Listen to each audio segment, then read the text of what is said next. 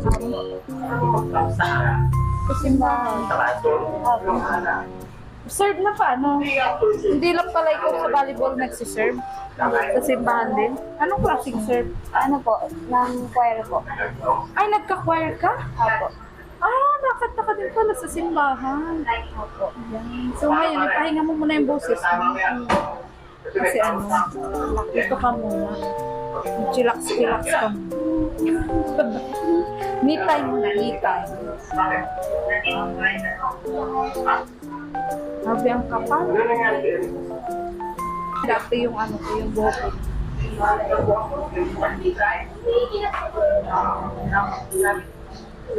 Sabi ang kapal. Ipit. Makapag-pony-pony. Kasi syempre, Lugay muna. yung masasayang. Pero pwede naman paminsan-minsan.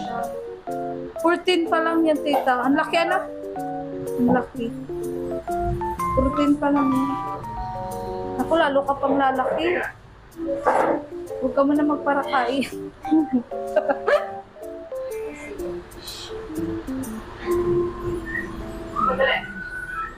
So, Krista, babalikan kita dito mamayang hapon, ha? So, Krista, babalikan kita mamayang hapon, ha?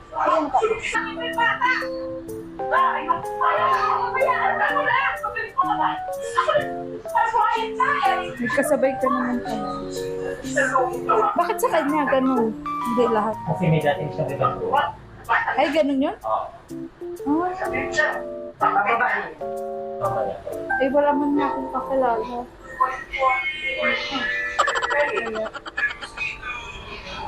Ano man yun, yung ano yun, yung make-up. Na ganun ka din, di ba?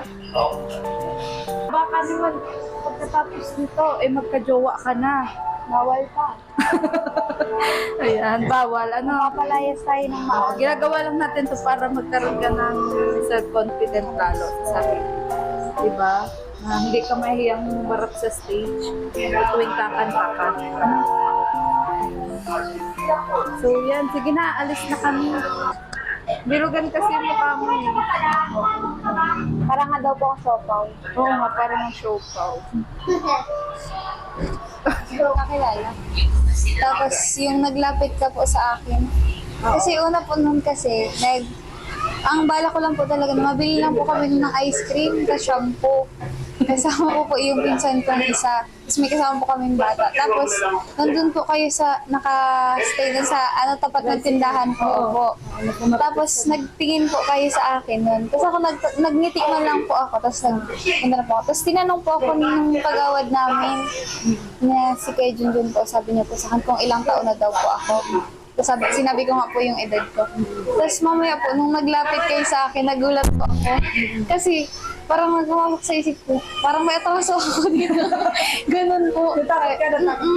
Tapos yung pagsabi niyo nga po nun, noong una medyo hindi pa po ako gaano naniwala kasi opo, kumbaga kasi hindi ko pa po nakikita na ano, ganun nga. Oo. Kasi Parang nagdadalawang isip ka pa. tapos nga, kasi baka ano sabihin ni mama na sino yung ano ko yung kasama mo, hindi ko naman kilala yun. Kasi po, aminin sa amin ni mama na pag hindi namin kilala, wag po kayo mag-ano. Oo, buti kinausap